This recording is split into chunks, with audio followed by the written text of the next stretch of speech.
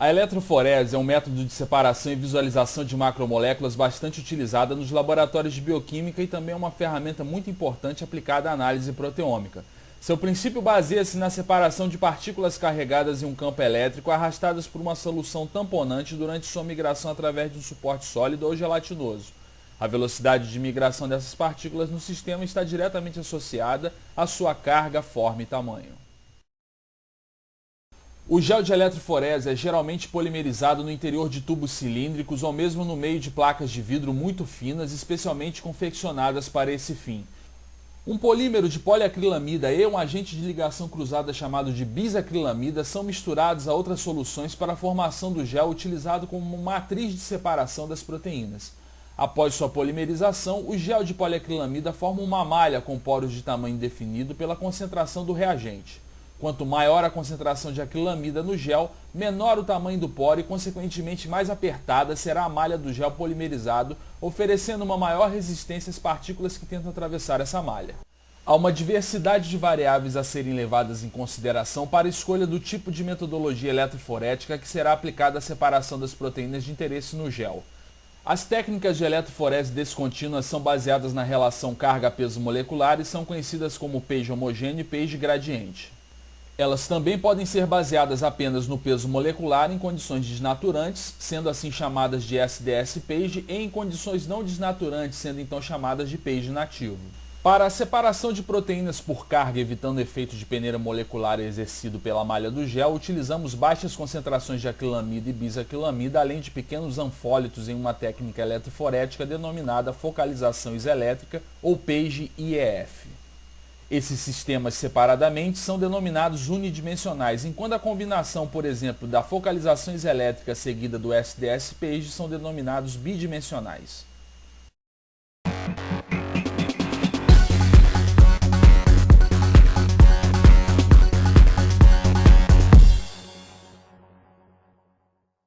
Vamos entender como funciona a eletroforese em condições desnaturantes, também chamada de SDS-page. Para realizar a eletroforese pelo método de Lemley, precisamos dos seguintes reagentes e soluções. Solução de acrilamida mais bisacrilamida, T igual a 30%, C igual a 3%. Solução tampão tris-HCl, 1,5 molar, pH 8,8 para o gel fracionador, ou tris-HCl, 1 molar, pH 6,8 para o gel concentrador. SDS 10%. Água bidestilada, TMED e persulfato de amônio na concentração 10%. Após o gel ter polimerizado entre as placas de vidro, as amostras a serem aplicadas nos géis deverão ser misturadas a um tampão de amostra contendo agentes desnaturantes. Um deles é o SDS, que deixa as proteínas com carga negativa e quebra as pontes de hidrogênio, e o outro é o beta-mercaptoetanol, um potente agente redutor que quebra as pontes de sulfeto das proteínas. Durante a aplicação das amostras, é necessário utilizar no primeiro slot um padrão de peso molecular de proteínas conhecidas que auxiliarão no cálculo do peso molecular das proteínas desconhecidas no gel.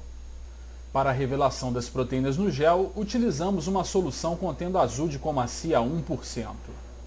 O tampão de amostra também possui glicerol, que deixa a solução mais densa, mantendo-a no fundo dos pocinhos, e o azul de bromofenol, que indicará a posição das proteínas no gel e determinará, segundo sua posição, o tempo de corrida das amostras. Não podemos esquecer que antes de aplicarmos as amostras no gel, essas devem ser fervidas a 100 graus Celsius durante 5 minutos. Todo o sistema estará imerso em uma solução tampão de corrida contendo tris a 250 mmol e glicina a 1,92 mmol, pH 8,3. As condições elétricas iniciais a serem usadas devem ficar entre 10 e 20 mA para géis de 0,75 a 1,5 mm de espessura, que devem equivaler a voltagens da ordem de 60 a 120 volts.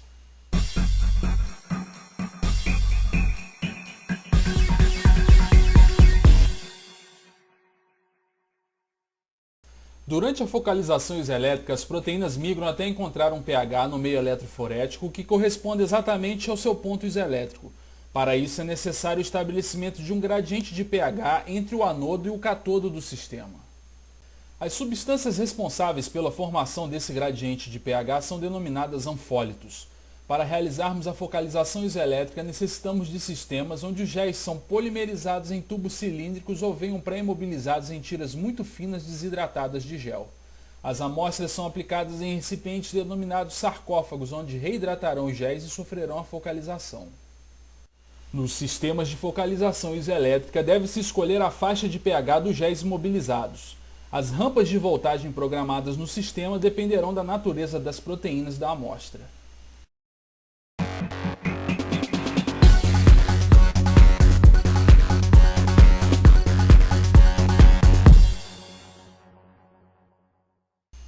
Após o término da corrida, os géis são retirados das placas de vidro e colocados em corantes específicos. Para a visualização das proteínas como bandas separadas e bem definidas, pode-se corar um gel com uma solução de azul de comacia a 1%.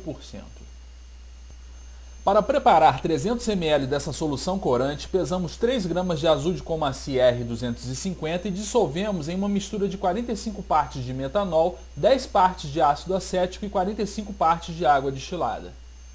Deve-se filtrar a solução em papel de filtro e após esses procedimentos o resultado mostra no slot 1 as bandas de proteínas de padrão aplicado com massas moleculares conhecidas que serão utilizadas para o cálculo das massas moleculares das misturas de proteínas desconhecidas nos outros slots através da chamada mobilidade relativa no gel. Calcular a mobilidade relativa ou RF das proteínas é relativamente simples. Com auxílio de uma régua, meça a distância percorrida pelo azul de bromofenol ou fronte do gel. Depois, meça a distância percorrida por cada proteína pertencente à mistura do padrão de peso molecular, cujo peso em kilodaltons você conhece. Em seguida, divida essas distâncias pela distância percorrida pelo azul de bromofenol ou fronte do gel. Verifique que existe uma relação do logaritmo do peso molecular e o RF das proteínas do padrão que será utilizada para calcular o peso molecular das proteínas desconhecidas as quais a mobilidade relativa no gel você pode medir.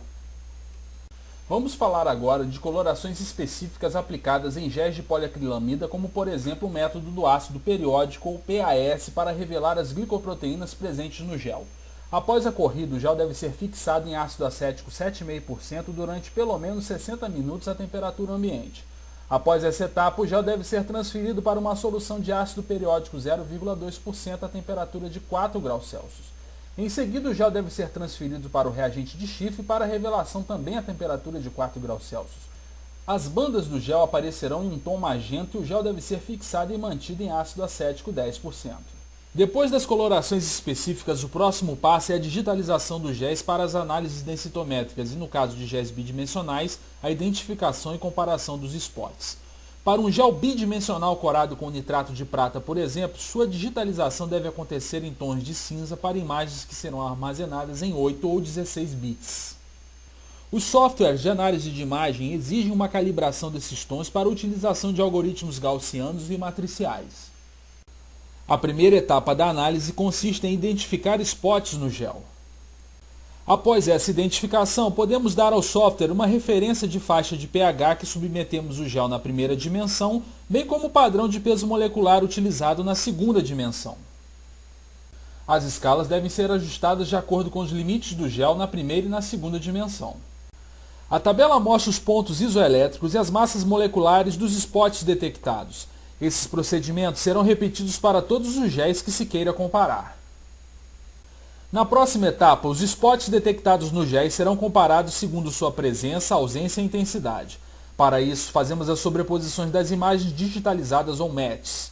Com esse procedimento, é possível observar diferenças nos padrões de expressão das proteínas em diferentes condições. Ao selecionarmos uma área de interesse, é possível observar se um spot sofreu ou não alterações nos experimentos.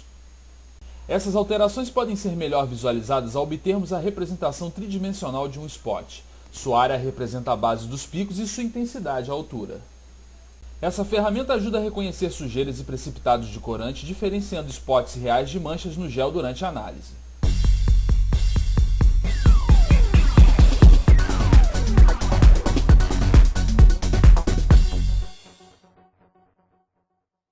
Espero ter ajudado a todos vocês com essa sequência de vídeos e animações sobre eletroforese.